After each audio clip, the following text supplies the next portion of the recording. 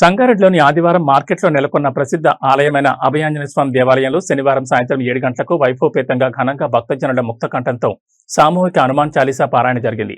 ఆలయ అర్చకులు స్వామివారికి నైవేద్యం, మంగళహారతులు సమర్పించారు. అనంతరం భక్తులందరికీ ఆలయ కమిటీ సేవకులు తీర్థప్రసాదాలు వితరణ చేపట్టారు.